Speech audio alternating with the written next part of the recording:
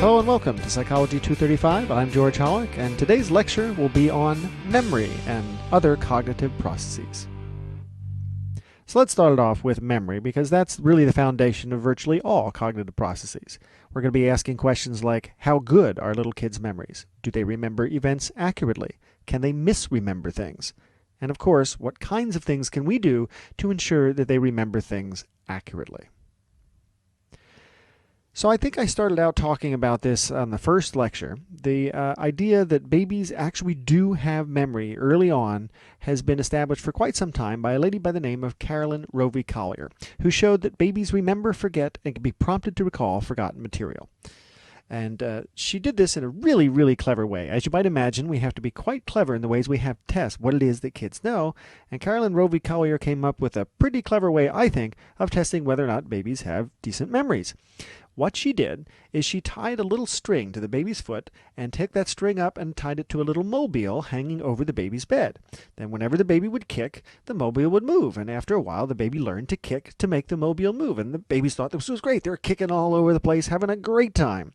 And Carolyn Rovey Collier took advantage of this by letting the babies go home and then come back and seeing whether or not they would kick the next day when the string was reattached to their foot and to the mobile. And what she found was that 2-month-old babies, over delays of 1 to 3 days, would indeed begin to kick. But if you went further than that, they would look up at the mobile and look at the string as if they've never seen this before. But 6 months of age, they can remember these things for 15 to 16 days. So basically 2 weeks they can go and come back and still remember to kick and remember the mobile in the specific situation. And both of these could be cued. So even though a 2-month-old was sitting there going, I don't remember this situation at a week, as soon as you sort of tweak the mobile or make it move or something like that, the baby would go, oh yeah, that's right, I remember this, and start kicking. So they could be cued. So this is showing that infants, even very, very young infants who will not remember any of this as they get older, still have small memories. They can remember 2 months, things from 1 to 3 days, 6 months, 15 to 16 days, and both of these can be cued. So what are some strategies for remembering? Once kids get past the very beginnings of memory, you have to think about the different ways they have to encode things and make sure that they remember them for the long period of time. In fact, this is one of the problems that young infants have. Because they're not talking yet, they have a very difficult time trying to make themselves remember stuff. They can't encode it. They can't rehearse it, for example. So one of the reasons why we think babies have a hard time remembering what happened and why you can't remember your birth necessarily is you don't have strategies at that early age of helping you encode the things and help remember them. So these strategies for remembering are necessary, and children gradually learn to use them throughout childhood, well into their teens. And they tend to embed them in a more general approach of actually recognizing that they need to know memory. In fact, we're going to talk a little bit later, but one of the problems that really young infants have is they don't realize that they're going to forget something. They have issues with what we call metacognition or meta-memory. They don't know that they're going to forget, so they don't even adopt a strategy to try and keep themselves from forgetting. So here's how development of memory strategies happens. The first memory strategy that we see is one you've probably used many times and one well known to actors. It's called rehearsal, where you repeat something over and over and over again until you think you'll remember it. And this can actually be very effective when it comes time to learning things like speech. You know, if you have to learn the whole monologue to Shakespeare's Hamlet, it's a good idea to just repeat it over and over and over again until you remember it. And one of the things we find is, again, because they don't have good meta-memory, 3- and 4-year-old kids will rarely rehearse. They don't know they're going to forget it, so they don't even bother trying to rehearse and remember something. But 7- to 10-year-olds rehearse more efficiently than young children. They actually know to do it, and they are focused in on doing it. And by 12 years of age, they actually rehearse in clusters, which is a really good strategy. So you rehearse whole pieces of the particular monologue, and then that way, as soon as you get a little bit into the monologue, you can go for the whole piece. So you do it in pieces and in clusters, and it makes it easier to remember the way things work. Now, rehearsal, while it's a very easy strategy, it's certainly one of the first strategies that comes online, 3 to 4 years of age, it's not the best for a lot of different types of reasons and for many different types of information. Rehearsal just doesn't work. Some information is visual, and some information is just hard to be encoded in a rehearsing kind of way. So another way of remembering something done by 9 to 10-year-olds is called semantic organization. Remember we talked that short-term memory is actually a way of finding, or rather a function of short-term memory is all about trying to find some kind of organization. Because if you find the organization, you will remember something. In a way, it's like organizing your room. If you organize it well enough, you'll be able to quickly find and get whatever it is you need. If it's not organized, if it's a mess, like my room, if there's stuff piled everywhere, you have a hard time finding what you need, hard time remembering. So organization is actually a very good memory strategy that 9 to 10-year-olds begin to use. Another strategy that actually works even better is called elaboration. Now, elaboration is this strategy where you take something you know and you elaborate on it. You give it little filigrees, you give it additional information, and the idea being that the more information you give it, the easier it's going to be to remember things. So here's an example given from your book of how to remember that the Spanish word for duck is pato. You picture a duck in a pot, and you make it really vivid, and you imagine the duck boiling in the pot, and then when you have to remember the Spanish word for duck, you just remember that pot, and you say, oh, the Spanish word for duck is pato, or kettle, and then you'd be wrong. But this is the advantage of elaboration. The more elaborate the image, the more interesting the image, you can actually remember things that might have been very hard to remember otherwise. Another example I give is a very practical application. How many of you have ever had trouble remembering where you put your keys when you come home? I don't know, if you're like me, you probably just toss them on a table or throw them somewhere and kind of forget where they are, partially because you never really encoded where you put them down in the first place. So a memory strategy that I heard one time, one of these memory experts say is, well, here's what you do next time you come home. Instead of just placing the keys on the table, imagine yourself slamming the keys down on the table with the force of a superhero, shattering it into 1,000 bits, and pieces of the table are flying everywhere. Now, you might say that's kind of silly or extreme, and in fact, that's the idea. The more silly, the more extreme the imagined example, the easier it is for you to remember that when you go to find the keys a little bit later.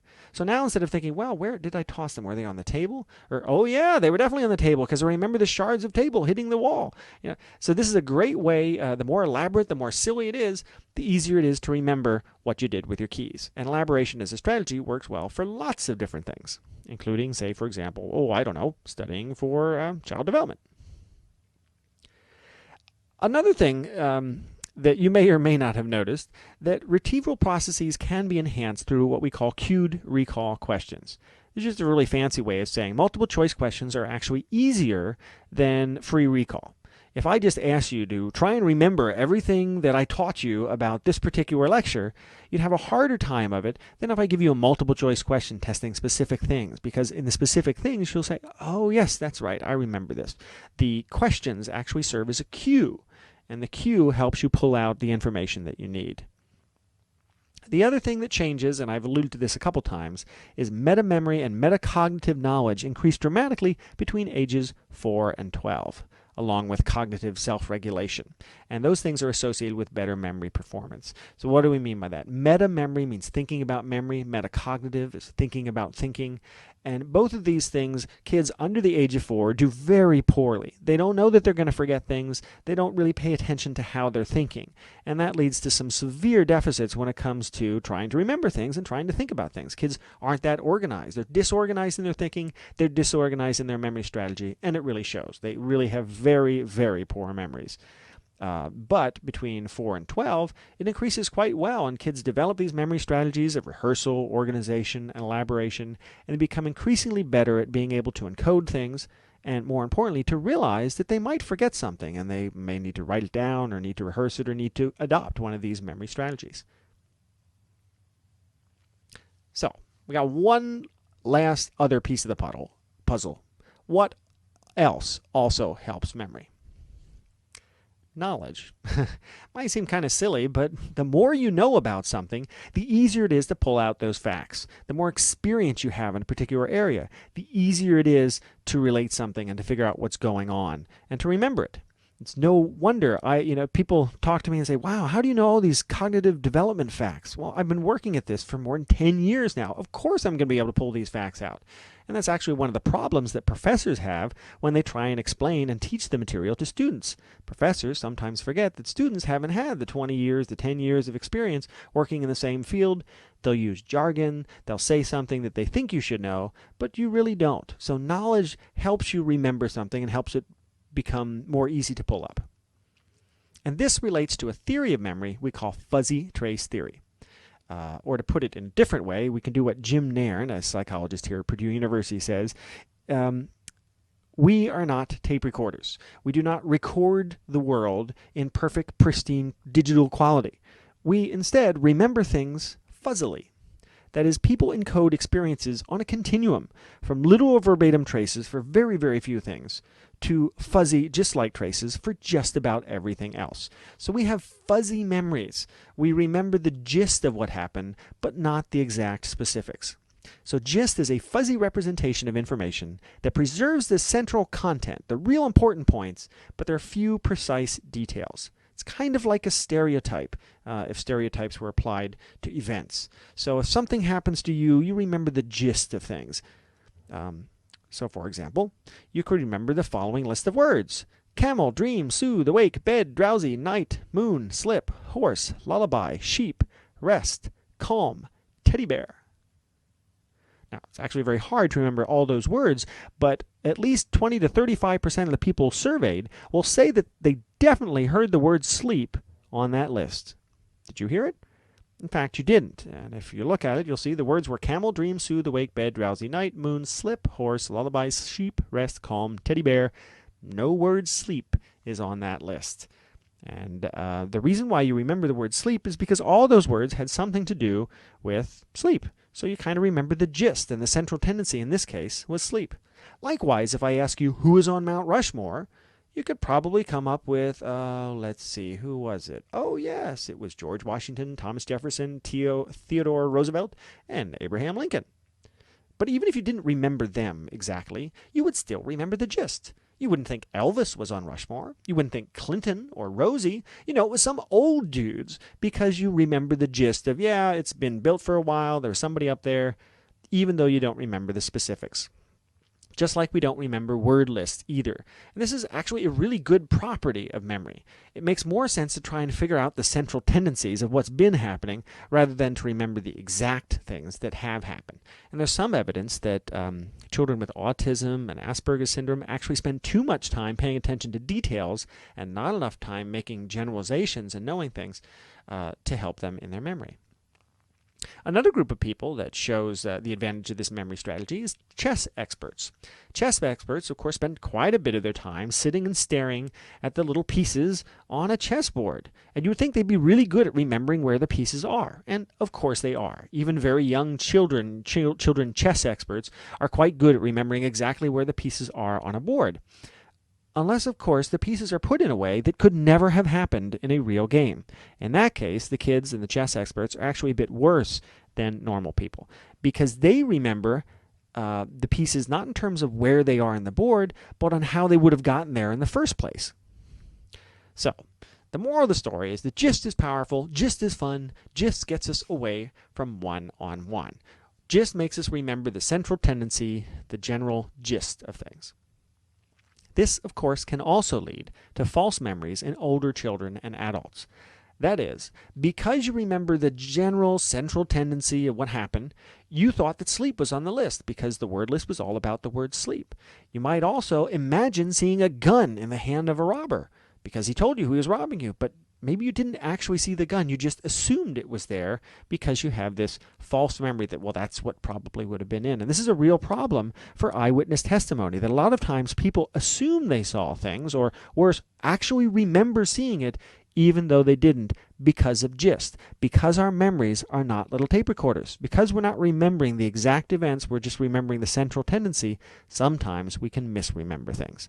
And this is true of kids as well as adults. So speaking of this, let's talk specifically about autobiographical memory, because when you have eyewitness testimony, you're usually asking somebody to remember something that happened to them. And this is called autobiographical memory, people's memory for their own lives. What happened to you yesterday when you were a kid? What happened to you 5 days ago? Infantile amnesia, by the way, is that clever little term denoting the forgetting of events from early in life. Very, very few of us can remember anything much earlier than age 2. I already talked that part of the reason for that is because we don't have strategies for remembering, and we don't have speech as a way of helping us to encode those memories. So all of us have infantile amnesia. We have no idea what happened to us as kids except through what's been told to us by our parents or what we can see in pictures and things like that. So autobiographical memory develops first as a joint activity between the parent and child. And we call this also scripted memory because just like a script in a play where one thing happens after another, kids learn autobiographical memory by learning the script. Young children organize and interpret their experiences through scripts. So they might have a script for bedtime. Oh yes, we get upstairs, we get into our pajamas, we brush our teeth, we read a book, we go to sleep. There's a nice order, there's a series of events, one of which always follows the other. Then bath time. Okay, we go upstairs, we get out of our clothes, we fill up the bathtub, we play in the bubbles, we wash our ears, etc., etc. Hammer time, right? These are scripts. These are orders for how things happen. And as I mentioned, these are constructed socially by parents initially. So autobiographical memory begins as a joint activity between children and adults, where mommy sits there and goes, okay, here's what we're going to do. We're going to go upstairs. We're going to get into our pajamas. We're going to brush our teeth. We're going to go to read a book and go to bed. So the parents tell the kids about this. And because kids' memories aren't that great, they are really, really trusting of what the parent says they did. In fact, one of the things we talked about with Piaget is that kids have a hard time separating what they imagine from reality, which means that eyewitnesses, children are pretty bad. Now, to be clear, if you ask kids to free recall, hey, what happened to you yesterday? Assuming they can talk, free recall is generally accurate the first time. The problem is, if they imagine anything, or if you suggest anything to them, they will start to incorporate that into their account of what happened yesterday as well. So stereotypes and suggestions can be very detrimental to children's eyewitness testimony. So this is a very neat study by Lichtman and Ceci that shows just how detrimental stereotypes or suggestions can be to infants' ability to accurately remember what really happened. And in this particular study, they had a control condition where a guy, nice gentleman by the name of Sam, would come into the classroom and say, hi, everybody, how are you doing? Okay, great. And then he left. That's it. Very simple. But then there was a stereotype condition where the experimenter said, hey, Sam's coming to class. He's a very nice guy, but he's a little clumsy. And then Sam came to class, said hi, and then left. Then there was a suggestions condition. Later on, they said, hey, do you remember when Sam ripped the book? And unfortunately, what they found was, then there was also a stereotypes plus suggestion condition. And what they found was that kids, unfortunately, would remember Sam ripping the book in the suggestions condition.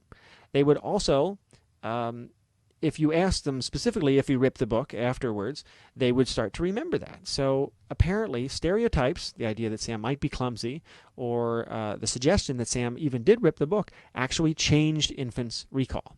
I'll give you another really clever example, and one that could save you millions in travel fare. If you show kids in one study, these researchers showed kids pictures of their vacations that the kids had taken. And in amongst those pictures, there's a picture of Disney World, there's a picture of, going to the beach, and there's a picture of a balloon ride. Now, these kids had never actually taken a balloon ride, and of course, when the kids came upon this picture, and the experimenters asked them about it, the kids would say, well, no, I didn't go on a balloon ride. This picture is a mistake. So far, so good. Free recall in the first case. But then the kids go away and they come back a week later, and all of a sudden, they're telling you stories about the wonderful balloon ride that they took. Why? Because seeing the picture was enough to make them imagine going on a balloon ride and thinking about it. And once again, because kids can't separate what they imagine from what actually happened, they start to have very detailed information about a memory that, in this case, never occurred. It's really kind of creepy. I mean, I still, to this day, remember very vividly the witch that lived in the boiler underneath our neighbor's house. evil old witch. I watched a little too many Disney movies, I guess. And of course, she didn't live there. There wasn't even any women in that house. And so I completely imagined it, but I vividly remember it now because as a kid, you have a very hard time separating what you imagine from what you remember, and the two get conflated very easily. Which means that children as witnesses are very suggestible. So children younger than 8 or 9 are incredibly susceptible to suggestion-based false memories. So you make a suggestion that something happened, and even if kids deny that it happened the first time around, they might then accidentally think that it happened the second time around when you ask them. So this has some very strong implications for legal testimony in that leading questions should not be asked. You do not want to ask a leading question, and you should caution children that I don't remember answers are better than guessing. The other thing you really need to do is get a video recording of the first time you ask them, because that's the time when they haven't imagined too much yet and they're not going to be quite as confused by imagining. I should mention that adults are very susceptible to this as well. And speaking of leading questions, there was a nice study where they asked adults after seeing a movie of two cars hitting each other, they would say, how fast was the red car going when it bumped into the blue car? And people would say one answer, and if they asked instead, how fast was the red car going when it smashed into the blue car, the adults would give a slightly higher answer, just because of the idea that smashing probably must have hit bigger than bumping. So even though both groups saw exactly the same thing, they would still estimate that the car was going faster when you use the word smashed. So here again, the leading question, the idea, the preconceived idea that the interviewer has of what happened can sometimes draw kids and adults into the wrong direction. One last thing I should mention, in that particular study, there was no red car, and the people vividly now remembered the red car because it was suggested by the study. Yet another example of how a leading question can completely change people's memories. Again, because we don't have a tape recorder in our brains, we don't have a digital recording of what happened, we're just remembering general tendencies of what we thought happened, and then filling in the details at the time of memory. That's kind of a problem. This is true, as I said, to a less extent for adults. So to summarize then, children like adults have memories that are good unless stereotypes and suggestions get in the way.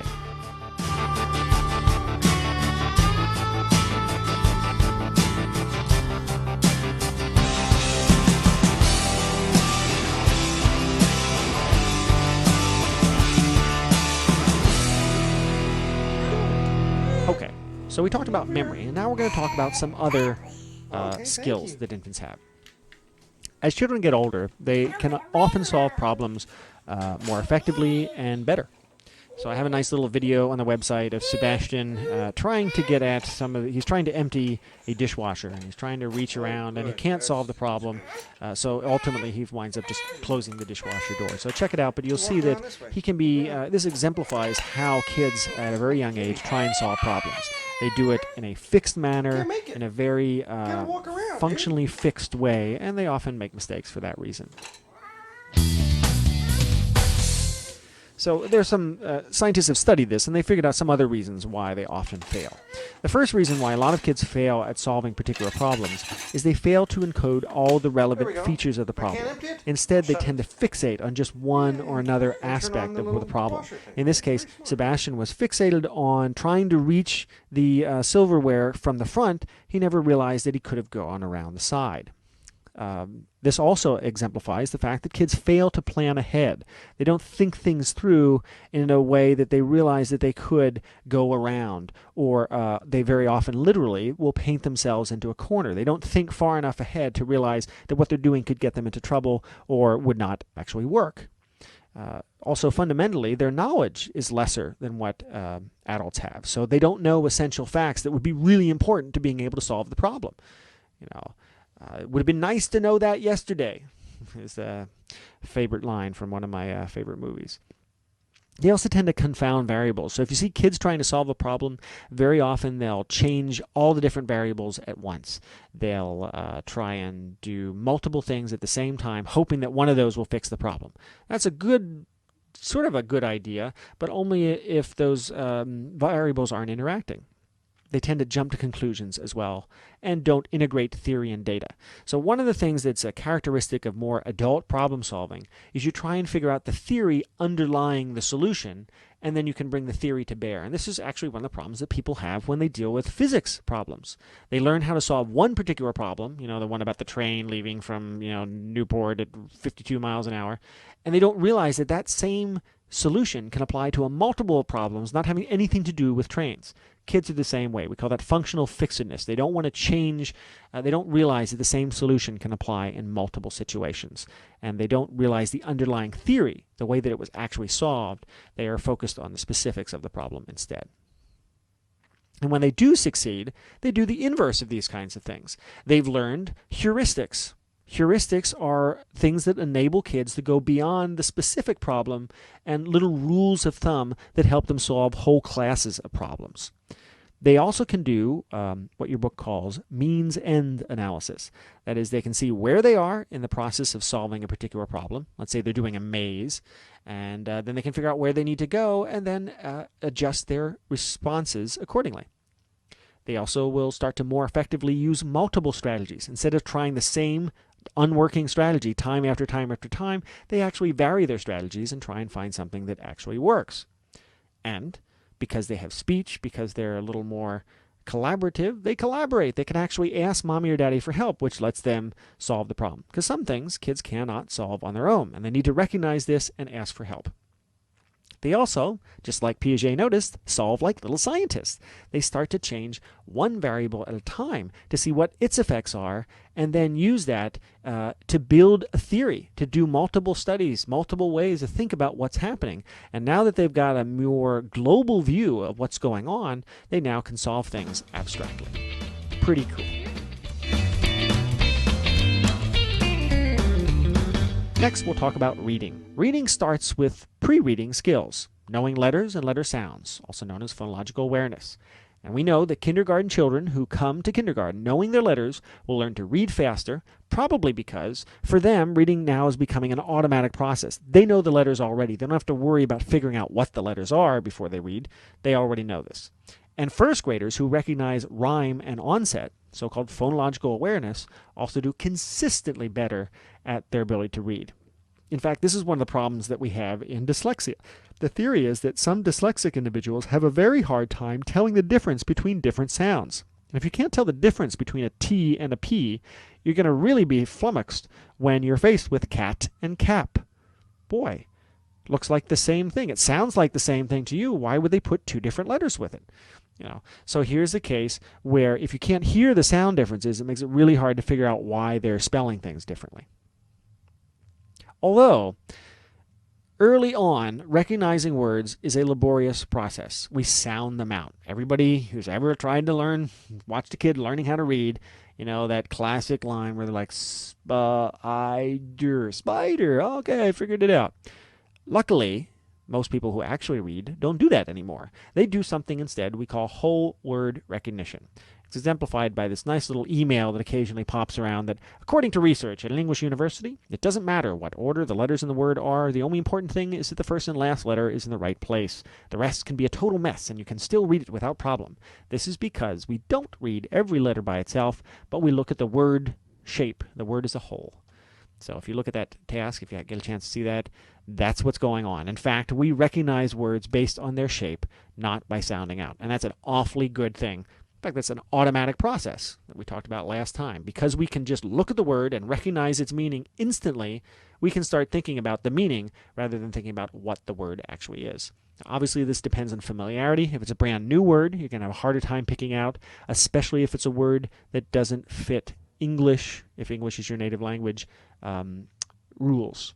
If you see a Czechoslovakian word or a Russian word or a Japanese word, you might have a harder time figuring out what the word is because it doesn't fit with the normal rules and the normal regularities of your particular language.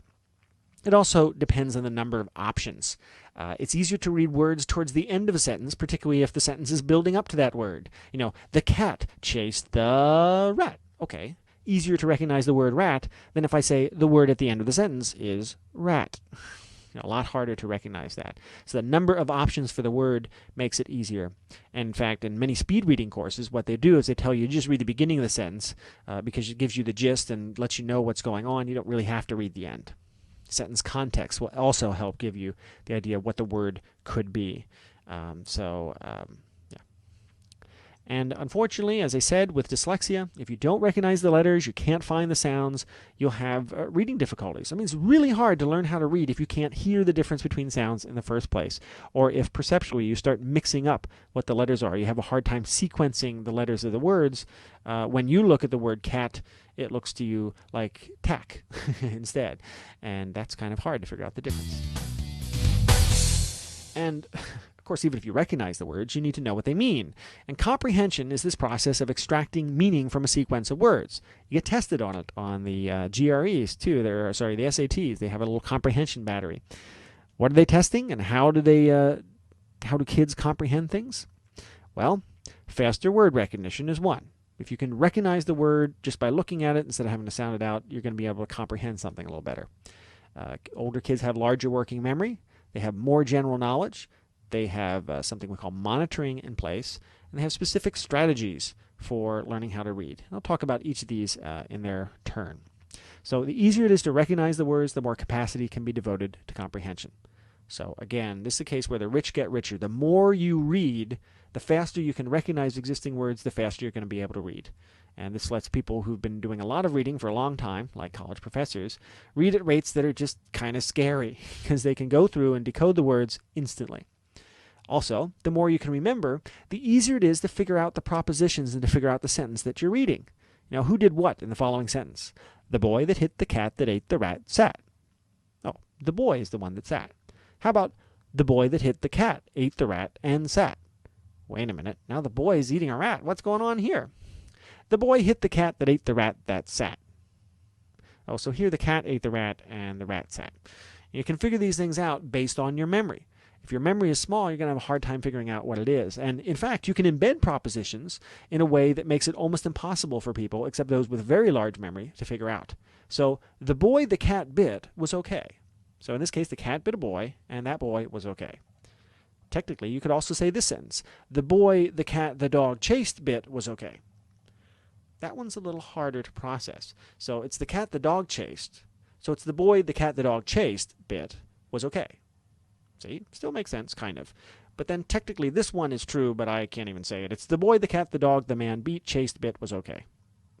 I give up. Again, being able to make sense of a sentence depends on your memory.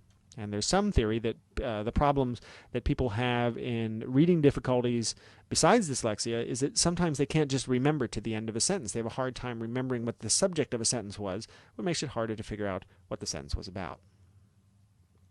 And again, knowledge is critical. The more you know about something, the more you can understand it, the more you can read it. And if you don't know something, you can't understand it. So I could read an advanced chemistry text, the words are coming in, but I don't understand it because I don't have the knowledge background necessary to make sense of it. And a kid could read about who got elected president, but they probably don't get that abstract concept in its fullness. And finally, we have something called monitoring, which is a kind of metacognition, thinking about thinking. You monitor as you read to make sure you understand something.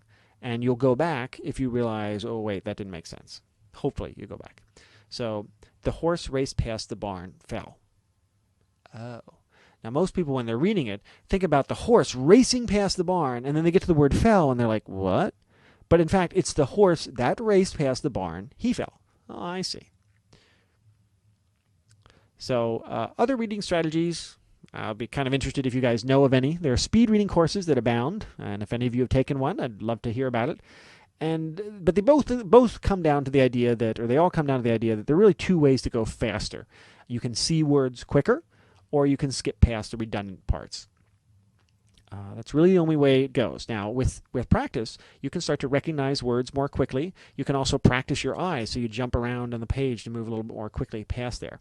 And of course, you can skip past redundant parts. For textbooks, one way to speed read a textbook, not that anyone would ever want to do that, would be to get the gist by reading the headings. Just look through the headings, you figure out what it's about, then go in, get the keywords, and only dive in where it's kind of unclear what's going on. That'd be a real quick way to read a chapter of a textbook. And in fact, that's something I do when I'm looking through various textbooks. I just kind of get the gist, seeing what the heading's about, get the keywords, and then dive in if I think there's something that's interesting. Good strategy. So then, Good comprehension depends on decoding the words, being able to read them quickly, working memory, knowledge, monitoring, and some other reading strategies by just looking at words faster or using gist, skipping redundancy.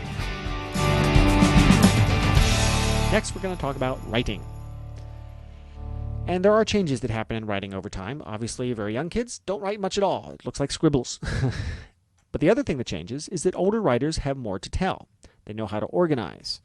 And it's not just a what my wife calls verbal diarrhea of what's going on. So it's not knowledge telling. Good writing is not just a dump of everything that you've had seen, heard, smelled, tasted, and touched today. Although if you ask a younger kid to tell them what happened, that's exactly what you get.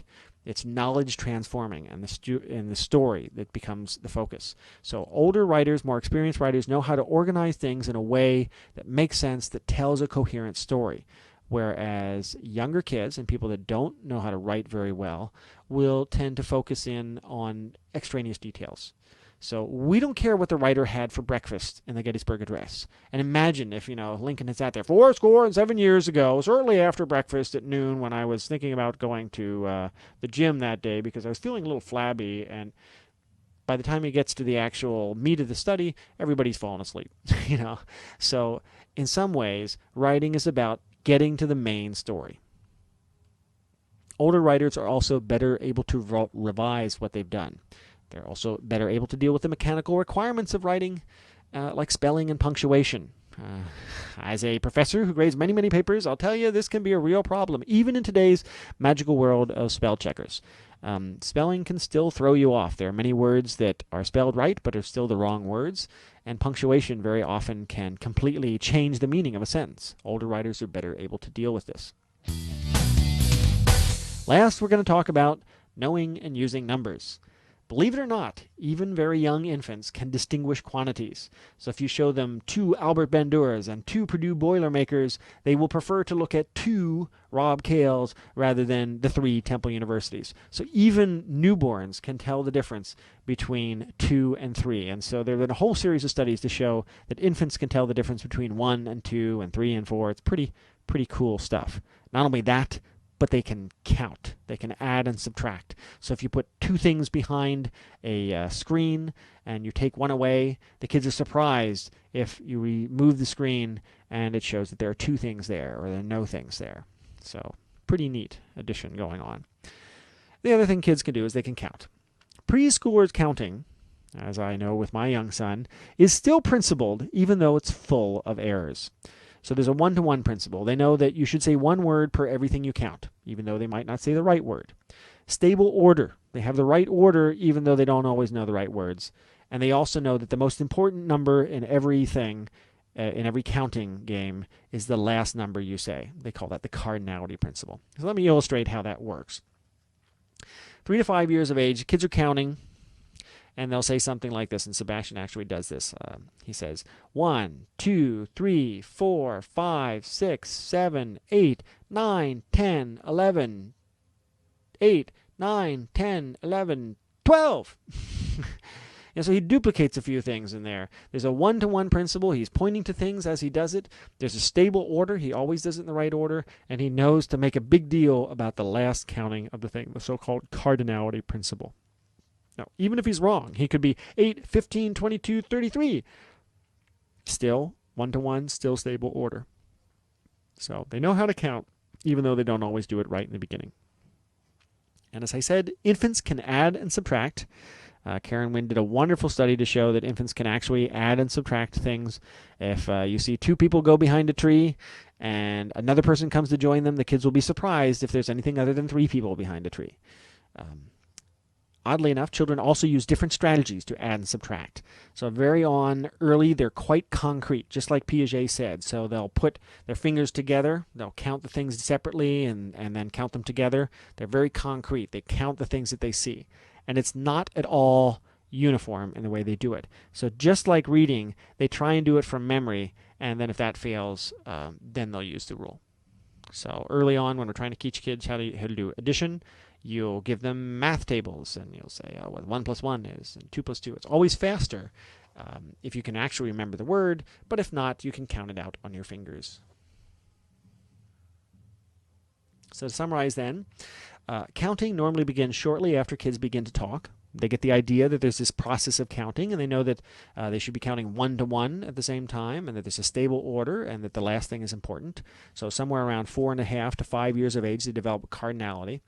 And mental arithmetic begins during the early grade school years. Again, depending on concrete kinds of things. They're kind of like mentally counting in their head or mentally adding in their head. So early strategies are still based on counting fingers, counting toes. But later strategies include the all-important fact retrieval, where they can just pull up what the answer is straight from their brains. So math, obviously a really important skill. Reading, writing, and arithmetic, all important skills in academics, but math seems to be one that we place a special importance on. And arithmetic competencies of unschooled kids are actually pretty good if the problem involves a real-life situation. So if you say, how many fish would you want? These many or these many? And what if we took 5 of these fish away? Would you still want that? Arithmetic kids who've never been to school, they can still figure that out pretty darn well. But they can't do formal math. And unfortunately, neither can those of us among school kids.